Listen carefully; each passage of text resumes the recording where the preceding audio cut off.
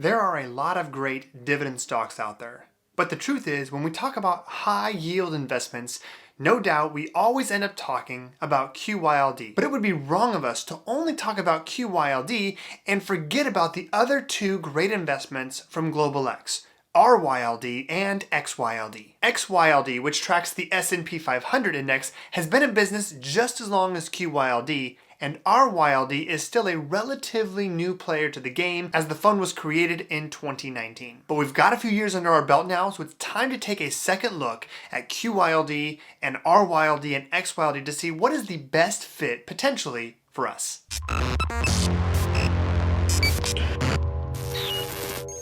We've got QYLD, RYLD, and XYLD. And these all operate the exact same way. They just track different indexes.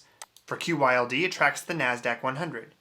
For RYLD, it tracks the Russell 2000, which is made up primarily of small cap or small companies. And then we've got the S&P 500 covered call ETF, which is XYLD. They all operate the same. They all have the exact same expense ratio right here, 0.60%. And if you think these all perform the same, you would be wrong. So as a quick reminder, covered call ETF means that each of these funds owns the underlying index. They go out and buy the 100 stocks and the NASDAQ 100. They buy the 500 stocks and the S&P 500 right here. And then with the Russell 2000, they actually don't go out and buy 2,000 companies. They actually just hold an ETF. And then what they all do is they sell covered calls against those assets right at the money, meaning right at whatever the current price of those investments are. All of them make monthly distributions from the account to investors. But like I said, the big difference here is they all track different indexes. The NASDAQ 100 is primarily large companies that are very much tech-based, information technology. The S&P 500 is more of a blend, also large companies, more of a blend between growth and value. And then we also have the Russell 2000, which is small cap, small companies, primarily growth companies. There's two different distribution yields here. There's the 12-month trailing yield, which is the actual yield you would have received over the past 12 months based on the actual distributions. And the distribution yield here is whatever the current distribution is, assuming it doesn't change for the next 12 months. So QYLD is at currently 11.71, but historically 14.27 over the past 12 months. For XYLD, we're at 11.71 currently, with a historical yield over the past 12 months of 10.11%.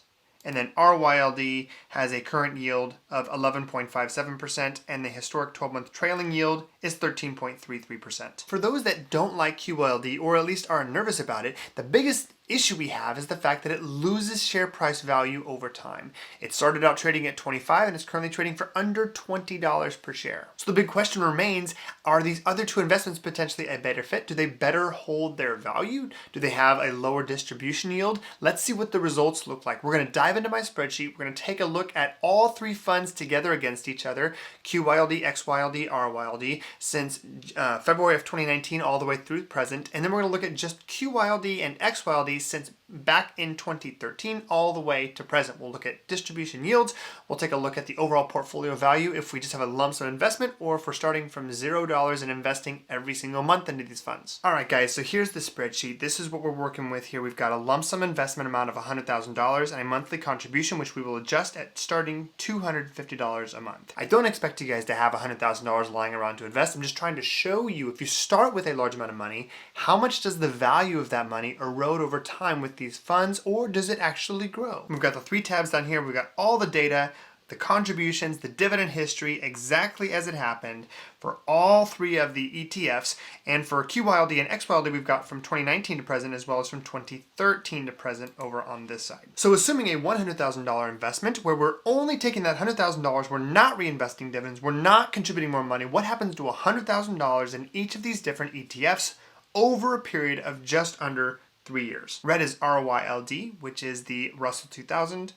XYLD is the S&P 500, and then QYLD is the NASDAQ 100 in blue. You can see everything's going a little smoothly here. And then we see the COVID drop right here. The one that dropped the hardest was clearly RYLD, dropped all the way from 105-ish all the way down to nearly 60. What you'll notice here though is that RYLD comes roaring back and is actually in first place here in less than a year after the significant drop, though it does get eventually surpassed by XYLD, the S&P 500. What you'll notice though, starting with $100,000 right here, none of these funds, not a single one, is worth $100,000 by the end of the period. XYLD is actually the closest value to 100,000. It's worth just over 96,000, whereas RYLD is only worth approximately 92,000, and then QYLD way down here at $84,000. Now this is just portfolio balance. It doesn't include the actual dividends paid. Next up, we've got portfolio balance based on starting from $0 and reinvesting all of our dividends.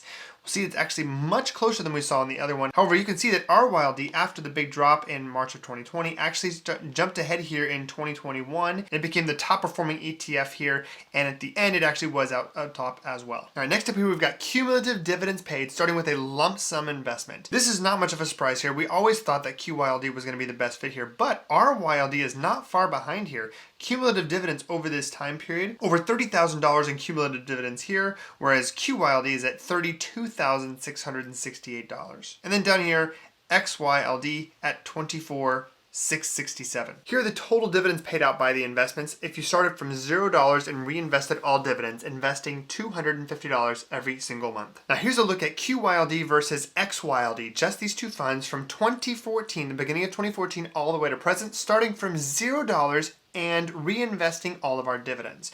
Notice it's very, very close together here for the majority of the time, from 2013 late all the way through December 12th, 2019. However, things started to fall off track with COVID, and we can see here that QYLD almost completely outperforms XYLD. All right, here's that same look here with a lump sum investment, looking at QYLD versus XYLD, 2014 all the way to present. You'll notice here that the value of XYLD is actually above and beyond what you started with, $100,000 right here. For the most part, it spent its entire time above $100,000. And this is not reinvesting any dividends. This is just the overall value of the portfolio. And then we've also got lump sum investment with reinvested dividends. So we're taking our lump sum investment, $100,000, and we're reinvesting all dividends that we receive into more shares of the investment. So all of them start at $100,000, and they're all performing pretty well. And then the COVID drop happens, and from there, RYLD clearly dropped the most, and XYLD dropped the second most amount, and then QYLD dropped the least.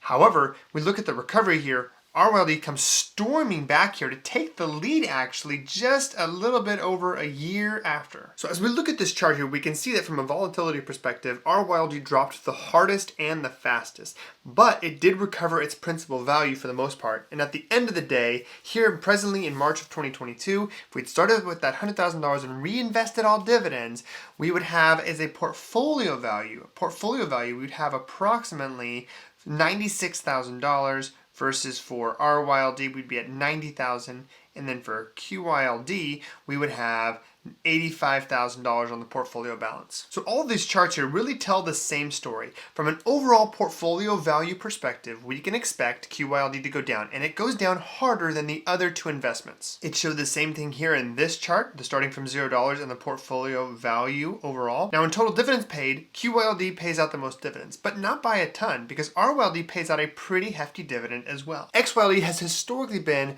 one of those investments that just yielded a little bit less than the other two, but was more stable. This is what the total dividends paid would look like starting from $0 and reinvesting all of our dividends. It is essentially a virtual tie between RYLD and QYLD on overall total cumulative dividends. So from an overall portfolio value perspective, again, we're not talking about income right now. Income is a wholly separate type of discussion and our own unique goals. But speaking to overall portfolio value, it is clear that XYLD does a better job of protecting your overall principal balance. My big takeaways here are we can't just throw out XYLD. It can be a great and valuable part of the portfolio, especially if we're trying to dial up dividend yield, but also not take too much risk like many people think we are with QYLD and RYLD. It's also clear that XYLD does the best job of maintaining your portfolio value over time, much better than QYLD does, with RYLD kind of being right there in the middle. So if your biggest concern with QYLD was that it was losing portfolio value, then maybe you need to check out either RYLD or XYLD, because historically, especially XYLD, has done a much better job of maintaining its overall portfolio value. If you liked this video, check out this one right over here. It's a great next step for you if you're learning more about QYLD, RYLD, XYLD, any of the Global X ETFs. That's all I got for you guys in this video. Have a great rest of your day.